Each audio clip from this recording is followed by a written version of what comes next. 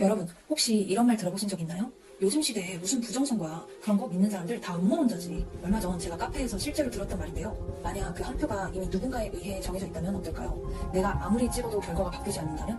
그동안 발생했던 부정선거 논란들을 한번 보겠습니다.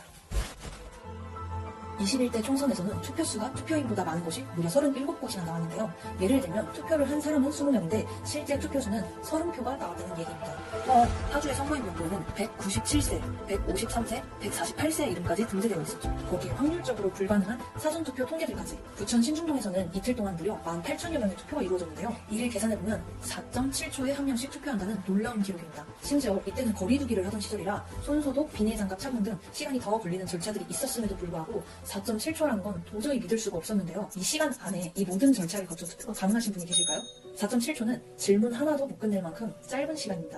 그중 제일 논란이 됐던 건 바로 투표용지. 이렇게 수많은 불량 투표지들이 쏟아졌는데요. 분명 접어서 넣었던 투표용지들이 투표함에서 꺼낼 때는 완전하게 빳빳해진 새종이로 바뀌어 있었고, 이에 누군가가 표를 바꿔치기 했다는 의혹들이 생기자 선관위는 자신들이 쓰는 투표용지가 아무리 적어도 다시 원상복구되는 종이를 사용한다고 해명했죠.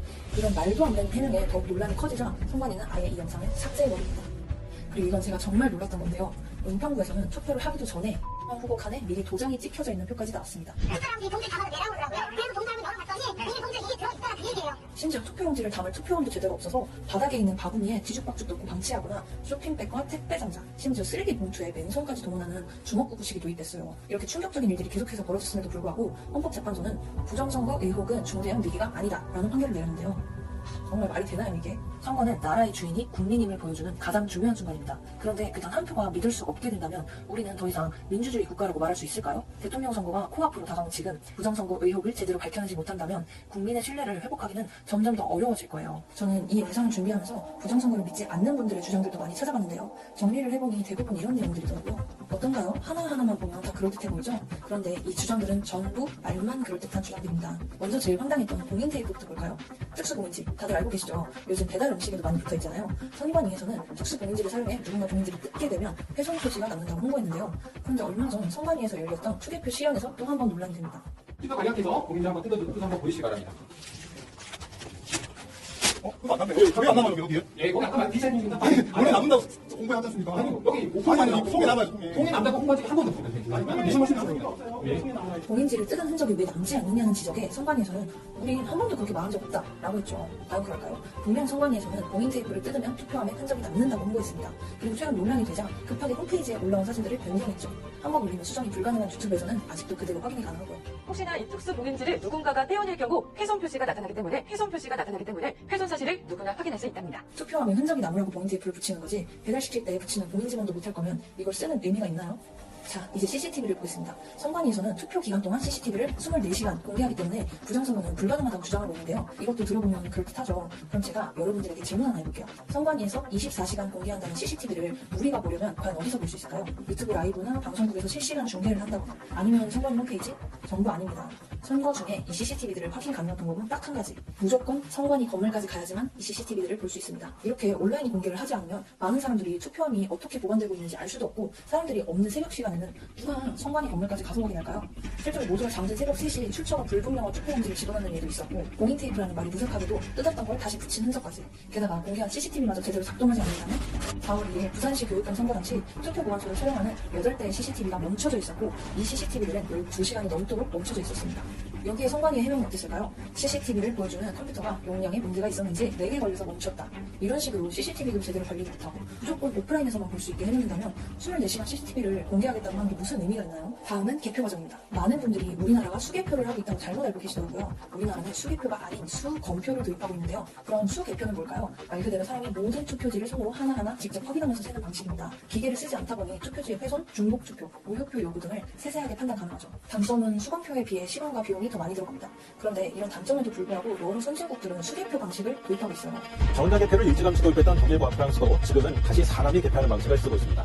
해킹 위협을 부렸다. 대만은 중국이 자신들의 선거에 개입하는 걸 방지하기 위해서 전자 개표기를 사용하지 않고 투표함에 이동 없이 그 자리에서 전면 수개표 형식으로 사람들이 일일이 표를 셌는데요. 또한 투표일에는 본적지에서만 투표할 수 있고 제외 국민도 귀국을 해야지만 투표가 가능합니다. 전자 개표기에서 다시 수개표로 돌아가는 국가들은 대만뿐만 아니라 독일, 프랑스, 캐나다, 스위스, 스웨덴 등 수많은 국가들이 해킹으로부터 선거 결과가 조작되는 걸 방지하기 위해 다시 수개표 방식을 도입하고 있습니다. 그중 제가 제일 부러웠던 건 바로 프랑스였는데요. 프랑스는 정말 투명한 투표 그 자체였어요. 투명한 플라스틱 재질의 투표함을 써서 투표함 속에 폰이 다 들여다 보이고 그리고 투표 용지가 들어가는 입구 옆 작은 손잡이 보이시나요? 이걸 관리자가 당겨야지만 틈이 열리고 당길 때마다 투표수가 자동으로 카운팅이 돼요. 그리고 입구의 폭 또한 딱 한 개의 투표 용지만 들어갈 크기로 조정되어 있습니다. 이 투표함 너무 좋지 않나요? 그리고 이 투명 투표함은 투표 마감과 동시에 투표함을 옮기지 않고 그 자리에서 바로 개표에 들어갑니다. 어떤가요? 이렇게 투명한 투표 시스템이 도입된다면 부정선거로 주장할 일도 없어질 거고 공정한 선거를 기대할 수 있지 않을까요? 부정선거를 믿지 않는 분들이 제일 많이 주장하시는 게 바로 이거더라고요. 그거 이미 법원에서 부정선거 없다고 판결 난 거 아니냐. 맞아요. 대법원과 헌법재판소에서는 부정선거가 없다고 하죠. 근데 그거 아시나요? 선거관리위원장은 대법관이 겸직하도록 되어 있습니다. 즉, 재판을 하는 사람이 선거를 관리하는 기관의 수장을 동시에 하고 있는 구조인 거죠. 선관위원장을 겸직하는 대법관들이 과연 공정한 판결을 내릴 수 있을까요? 얼마 전 윤석열 대통령을 파면시켰던 8명의 헌법재판관들 또한 6명이 선관위원장 출신이었습니다.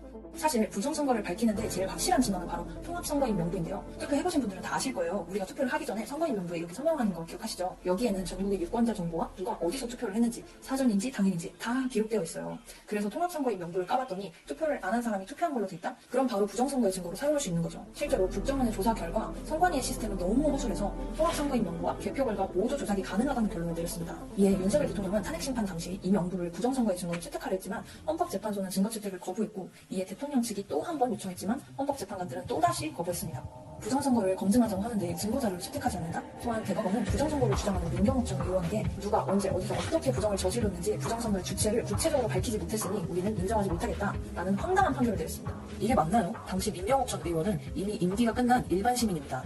경찰도 아니고 검사도 아닌데 어떻게 선관위 서버를 열어보고 기계를 들여다보고 증거까지 확보하냐는 거죠. 그건 수사기관이나 법원이 해야 할 일 아닌가요? 당시 이런 판결로 법조계 내부에서도 비판의 목소리가 나왔습니다. 또한 대법원에서는 이 형상기억 종이에 대해 어떤 판결을 내렸을까요? 투표지를 접지 않고 넣는 사람들도 있고 이렇게 접히지 않았던 투표용지들은 전문가들이 현미경을 통해 확인해보니까 접힌 자국이 있었다며 이 모든 투표지들이 정상적이라는 판결을 내렸어요. 아니 종이를 접은 자국이 전문가가 현미경으로 봐야지만 보이나요? 또 그런 얘기 많이 들어보셨죠? 부정선거를 하려면 수많은 인력이 동원될 텐데 그게 어떻게 가능하냐고요? 왜 못해요? 채용 비리가 1200번이나 벌어지는 곳이 바로 선관위입니다. 자기 딸이 착하다는 이유로 뽑아주는 기관이고 사실상 거대한 가족회사나 다름없어요. 게다가 선관위는 대표 사무원으로 중국인까지 채용했습니다. 중앙선거관리위원회가 2020년 4.15 총선, 2022년 대통령 선거, 지방자치단체 선거, 2024년 총선 그 과정에서 중국인을 정규직이든 비정규직이든 개표 사무원으로 채용하는 사실이 있죠. 한 명이 중국 적자가 한 명 있었습니다. 그거는 전국을 다 통계를 낸 게 아니고 공평한 맞습니다. 그렇죠. 그 한 명도 확인된 게 한 명이라는 얘기 전국 단위로 조사를 하게 되면 추가적으로 몇 명이 더 나올지는 파악조차 못하고 있는 상황인 거죠. 이처럼 각종 문제와 의혹이 반복된 선거관리 체계가 과연 국민 모두의 신뢰를 받을 수 있을까요? 여기까지 보신 분들이라면 부정선거가 100% 있다고 확신하진 못하시더라도 분명 우리나라에서 벌어지는 선거가 옳은 방향으로 가고 있지 않다는 건 동의하실 거예요. 전 이번 영상을 준비하면서 사전투표와 전자개표기를 폐지하고 우리나라도 프랑스와 같은 투명한 선거가 가능하다면 대부분의 국민들이 납득 가능한 선거가 될 거라고 생각해요. 나라의 지도자를 뽑는 선거에서 결과가 하루 이틀 늦게 나오고 예산이 좀 더 들어가는 게 그렇게나 큰 문제일까요? 이렇게 쓰이는 세금은 국민들 중 누구도 아까워하지 않아요. 이제는 부정선거는 없다면 눈을 감는 것이 아니라 그럴 가능성은 없는가를 끝까지 검증할 수 있어야 합니다. 나와 내 가족, 우리가 살아가는 이 나라의 미래가 달린 문제니까요.